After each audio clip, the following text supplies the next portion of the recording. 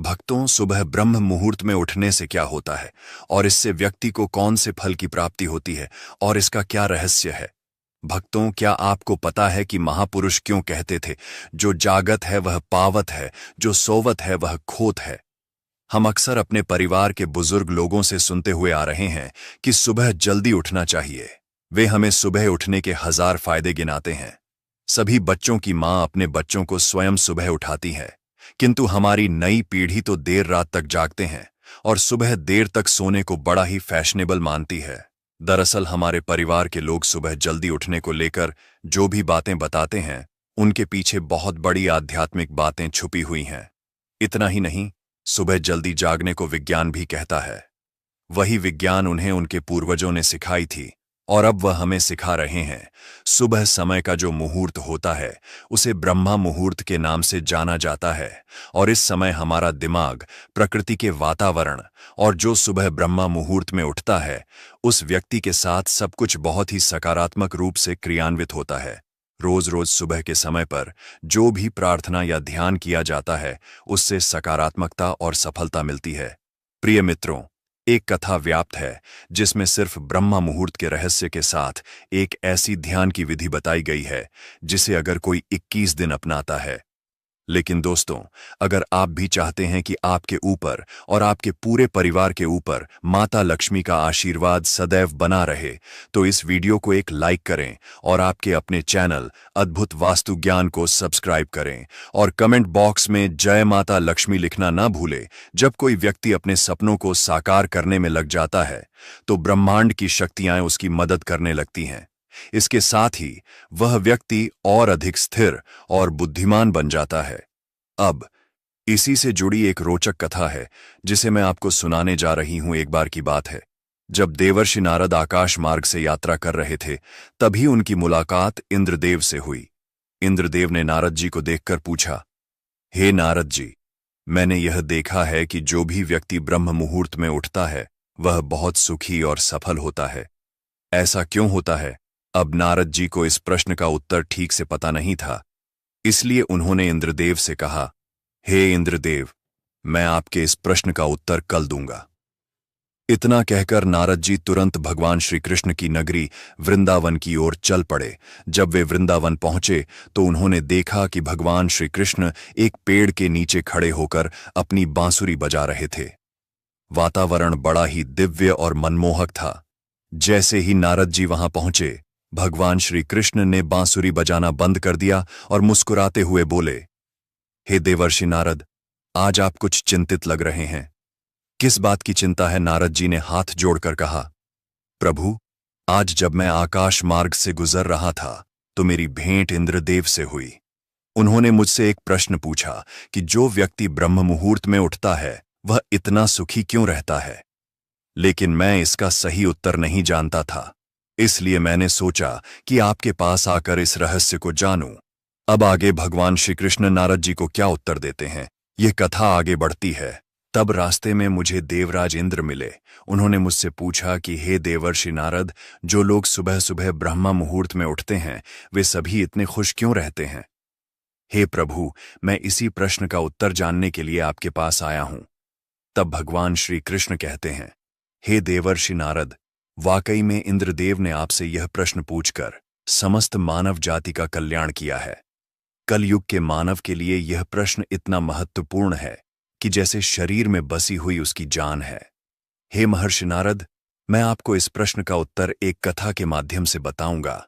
आप इस कथा को अंत तक जरूर सुनना और जो भी मनुष्य इस कथा को पूरा सुन लेगा वह कभी भी इस अवसर को अपने हाथ से जाने नहीं देगा। उसका ब्रह्मा मुहूर्त का रहस्य जानकर पूर्ण जीवन बदल जाएगा। तब देवर्षि नारद बोले, हे प्रभु, आप कथा सुनाइए तो सही। मैं इस कथा को पूरा सुनूंगा और समस्त लोक जगत में भी विख्यात करूंगा। तभी भगवान श्री कृष्ण कथा सुनाना प्रारंभ करते हैं। एक समय की बात है, एक नगर में एक लड़का रहता था। वह लड़का अच्छा था, लेकिन उसकी एक खराब आदत थी कि वह देर तक सोता रहता था। सुबह उसे जगाने के लिए लाखों प्रयास किए जाते थे, किंतु सबने हार मान ली थी। वह लड़का कभी 9 बजे से पहले नहीं उठता था।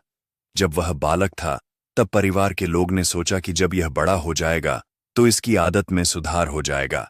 किंतु लड़का जैसे जैसे बड़ा होता गया, उसकी यह आदत और भी ज्यादा गहरी होती चली गई। दुनिया इधर से उधर हो सकती थी, लेकिन वह लड़का कभी जल्दी नहीं उठ पाता था। उसके पिता उसकी इस आदत से बहुत ज्यादा परेशान रहने लगे थे। उस लड़के को ढेरों नकारात्मक शक्तियों ने घेर लिया था। वह सभी को पलटक जवाब देता था, दिन भर उदास रहा था। इसका असर उसके स्वास्थ्य पर भी पड़ रहा था। जब उस लड़के को यह पता लगा कि उसके सारे मित्र सफलता को प्राप्त कर चुके हैं, तब वह और भी ज्यादा दुखी हो गया और ईश्वर को कोसने लगा। वह बार बार कहता था कि मेरी किस्मत खराब है, किंतु उसके पिता अच्छी तरह से जानते थे कि उस लड़के के असफल होने के पीछे क्या कारण है। मित्रों, भगवान श्री कृष्ण कहते हैं, हे देवर्षि नारद, उसके पिता को किसी सन्यासी के बारे में पता चला तो वे तुरंत अपने बेटे की समस्या को लेकर सन्यासी के पास जा पहुंचे। पिता ने उस सन्यासी को बड़े ही विस्तार से अपने बेटे की आदतों के बारे में बताया। सन्यासी ने कहा कि कल आप अपने बेटे को इस आश्रम में आने को कहिए। पिता घर की ओर चला गया। उन्हें पता था कि अगर वह सीधे तरीके से बेटे को सन्यासी से मिलने के लिए कहेंगे तो वह कभी तैयार नहीं होगा। उन्होंने अपने बेटे को अपने पास बुलाया और कहा, तुम्हारे सारे मित्र जीवन में सफलता प्राप्त कर चुके हैं, क्या तुम सफल नहीं होना चाहते? लड़के के पिता ने पूछा। लड़के ने तुरंत जवाब दिया, जरूर पिताजी, लेकिन जब भी मैं अपने दोस्तों से उनकी सफलता का राज पूछता हूं तो वे मुझे कुछ भी नहीं बताते। पिता मुस्कुराए और बोले, मुझे अब समझ आ गया है कि वे सब क्यों सफल होते जा रहे हैं। लड़का उत्सुक हो गया और बड़े ही उत्साह से बोला, क्या पता चला है पिताजी? कृपया मुझे भी बताइए। पिता ने गंभीरता से कहा, कल सुबह तुम्हें एक सन्यासी के आश्रम में जाना होगा।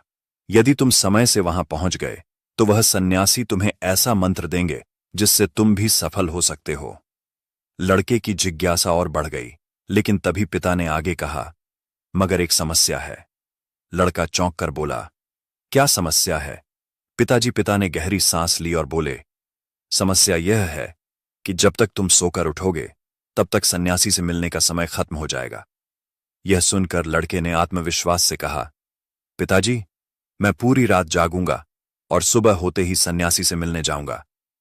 पिता ने सहमति में सिर हिलाया और बोले, ठीक है, लेकिन याद रखना, उस सन्यासी की हर बात माननी होगी। लड़का बहुत उत्साहित था। जीवन में पहली बार उसने पूरी रात जागने का निश्चय किया, लेकिन थोड़ी ही देर में उसकी आंखें भारी होने लगीं और वह गहरी नींद में सो गया। अगली सुबह जब उसकी नींद खुली तो उसे पता चला कि सन्यासी से मिलने का समय खत्म हो चुका था। पिता ने उसकी ओर देखा और निराशा से बोले, तुम जीवन में कभी सफल नहीं हो पाओगे, जाओ, जाकर फिर से सो जाओ। पिता की यह बात सुनकर लड़का बहुत दुखी हुआ, लेकिन उसने हार नहीं मानी। मन ही मन उसने खुद को चुनौती दी कि कल सुबह वह हर हाल में सन्यासी से मिलने जाएगा। उसने अपने हाथ में एक छोटा सा एक घाव बना लिया। दर्द के कारण उस लड़के को रात भर नींद नहीं आई। ऐसा पहला अवसर था जब उसने अपने जीवन में पहली बार सूर्योदय देखा था। वह तुरंत ही तैयार होकर सन्यासी से मिलने के लिए चला गया। आज उसका अनुभव कुछ अलग था। वह बेहद शांत महसूस कर रहा था। चलते चलते वह लड़का जैसे ही सन्यासी के आश्रम में पहुंचा, वहां पर उसने देखा कि सन्यासी और उनके सभी शिष्य ध्यान लगाकर बैठे हुए हैं। ध्यान का समय समाप्त हुआ तब लड़का उस सन्यासी के पास पहुंचा और उन्हें प्रणाम करते हुए बोला कि आपके पास कोई ऐसा मंत्र है जिससे मैं सफल हो सकता हूं?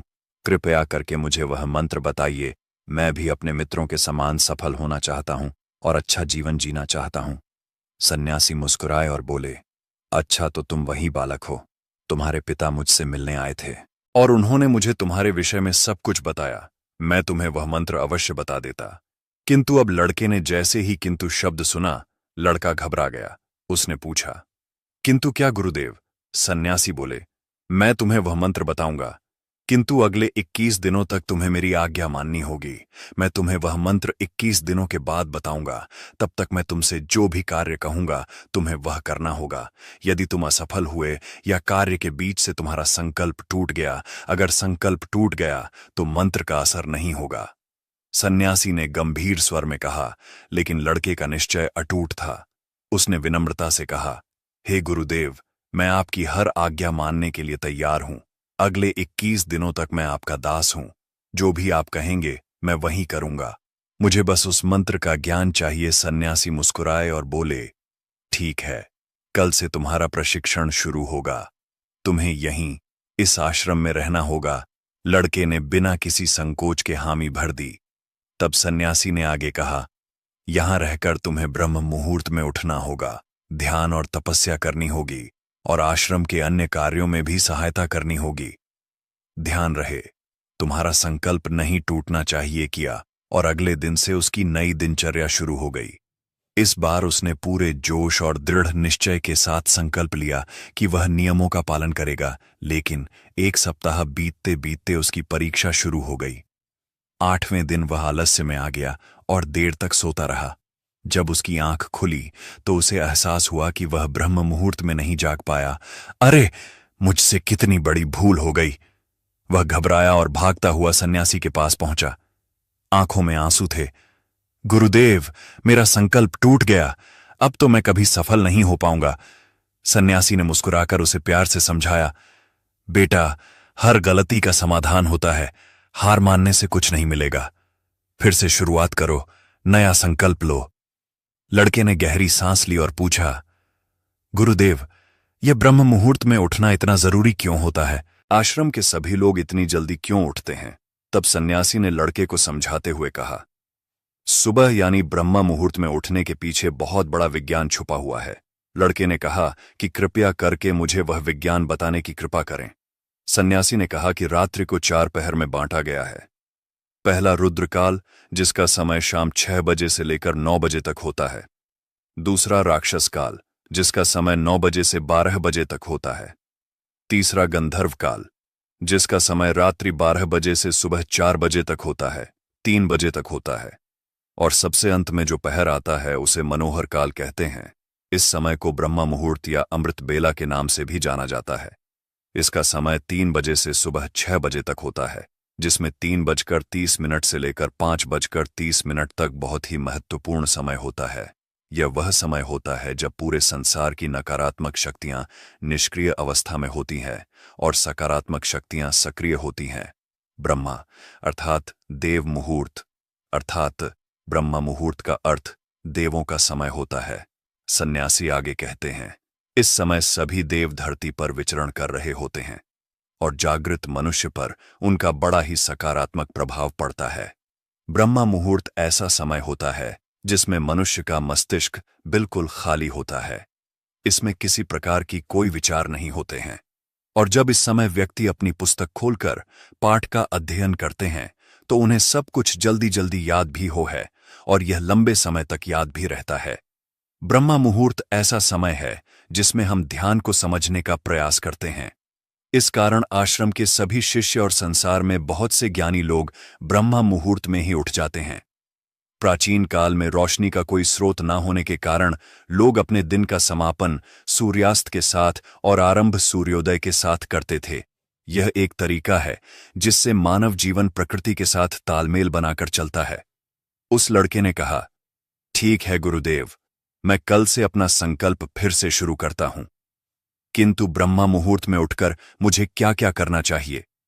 तब उस सन्यासी ने कहा, मैं तुम्हें बताता हूं कि ब्रह्म मुहूर्त में क्या और कैसे करना चाहिए।